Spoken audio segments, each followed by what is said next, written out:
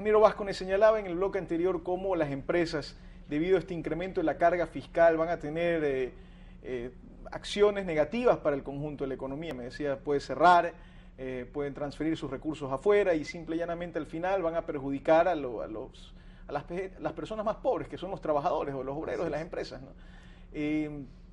¿Qué otra reforma? ¿Y esto qué se debía? Al incremento de la carga tributaria. Pero usted, según su experiencia, ¿cuáles son las reformas más negativas?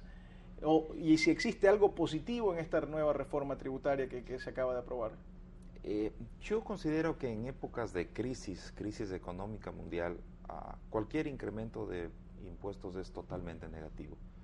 ¿No? Yo no entiendo o no está en mi manera de ver las cosas que un incremento a los impuestos en época de crisis represente algún beneficio o algo positivo. ¿Cuál es lo lógico en tiempos de crisis? ¿Qué hay que hacer en tiempos de crisis? Lo que a veces ni siquiera hay que inventar nada nuevo, solo hay que copiar. ¿Qué hizo Brasil? Brasil a principios del año estableció un paquete de incentivos tributarios por 12.000 millones de dólares, prácticamente el mismo presupuesto anual del Ecuador del año anterior.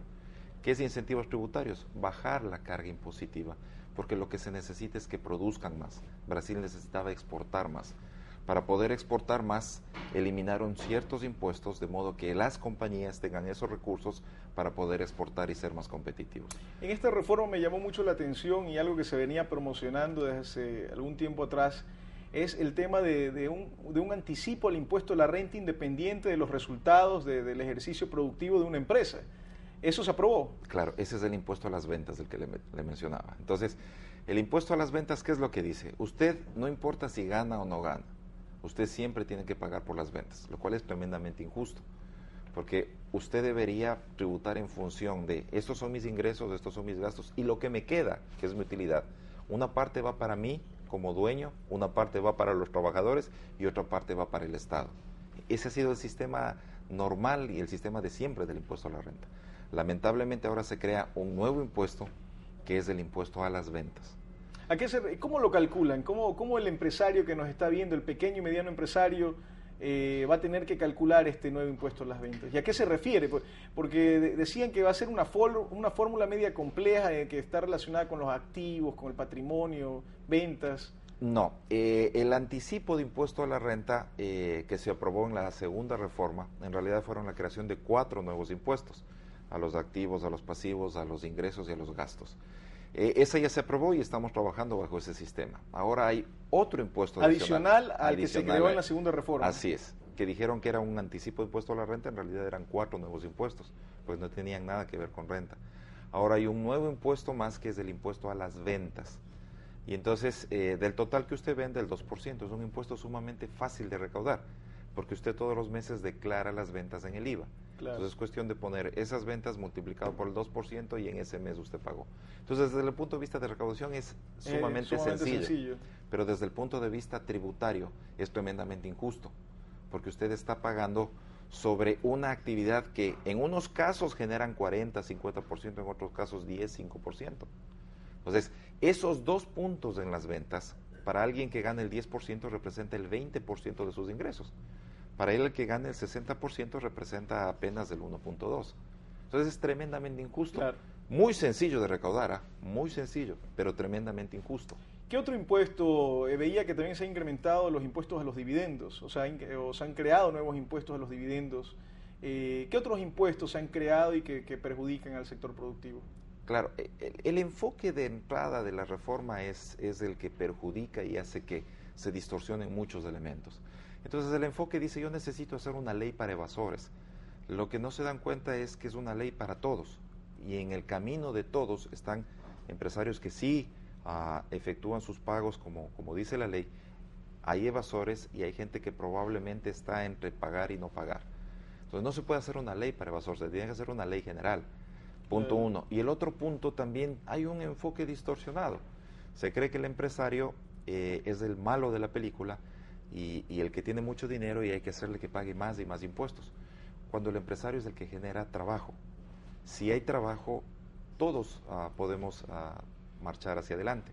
Entonces, adicionalmente, cuando se va a repartir un dividendo, el empresario paga el 25% de impuesto a la renta, el 15% de participación laboral que es en el esquema antes de esta nueva reforma que yo le decía, y ahora va a pagar adicionalmente un dividendo, un impuesto al dividendo. O sea, aparte del 36.25% que ya pagó, hay una tasa adicional que se va a pagar en función del monto que se pague por dividendo. O sea que realmente tenemos una nueva reforma simple y llanamente para darle más recursos al Estado, pero sin tomar en cuenta los efectos negativos que va a tener en la empresa privada, que al final, como usted bien señala, es quien genera empleo productivo para los ecuatorianos. Y ahí viene lo paradójico, lo que mencionaba en el artículo inicial. Lo paradójico es que cuando un gobernante entra al poder, ¿no? Lo primero que decía en campaña electoral es que queremos generar más puestos de trabajo. Y la única forma de generar más puestos de trabajo es con crecimiento económico, con nueva inversión, y que eso se dé o se hace visible con más y mejores empresas que ofrecen trabajo productivo a los ecuatorianos, ¿no? Y más bien lo que hacemos es totalmente lo contrario, es un tema paradójico en política pública, ¿no? Sí, yo tuve la oportunidad en este año de recibir a dos grupos de empresarios que querían invertir acá en el Ecuador. Entonces me preguntaban acerca del marco tributario y les mencionaba, mira, hay este impuesto, hay esto. Y ojo que en esa época se estaban discutiendo la segunda reforma y el otro grupo de empresarios estuve hace 2 semanas, la tercera reforma. Y cuando les mencioné lo que tenía la tercera reforma, el impuesto a la salida, el impuesto mínimo a las ventas y todo esto, ellos hicieron este cálculo que yo le hice y resulta que el Estado se iba a llevar más de lo que ellos hubiesen ganado. Entonces dijo, no me conviene. Si solo tuviese que analizar, me decían, el tema tributario, más allá de seguridad, de comunicaciones, otros temas que se evalúan, claro, pero si solo tuviese que evaluar el tema tributario, no pongo un dólar aquí. Y entonces nosotros muchas veces nos cuestionamos de una manera, me parece, equivocada, y decimos que las empresas que se van a poner compañías en Perú no creen en el país, no creen en su gente. Yo me cuestionaría por qué se van las empresas. Y probablemente se van porque en Perú la constitución de compañías es sumamente sencilla. Se van porque existen muchísimas zonas francas en Perú, existe muchísima facilidad para el empresario. ¿No cree también que hay un poco de ingenuidad en los hacedores de política pública y política fiscal al creer que por el simple hecho de incrementar los impuestos van a recaudar más? Porque no están tomando en cuenta la reacción de los individuos, ¿no? Obviamente, lo que usted señala, en este país me sacan una gran cantidad de impuestos y el Estado se me lleva mucho más de lo que yo podría obtener, prefiero irme a otro país a invertir, ¿no? A generar puestos de trabajo en otro país. Porque en algún momento de estas reformas que usted señala, que muy probablemente van a seguir llegando, el sector productivo ecuatoriano va a decir un basta, ¿no? No podemos cargar tantos impuestos, no podemos cargar tanta ineficiencia operativa o burocrática en el cobro de impuestos que nos sale tan oneroso, pues vamos a tener que cerrar. Sí, el problema fundamental yo creo que nace del presupuesto del Estado. Como el presupuesto del Estado no está financiado, se está poniendo todos los ojos en la recaudación tributaria. Y ese es un error, porque lo que estamos diciendo es, no tenemos dinero como Estado, entonces pidamos más impuestos.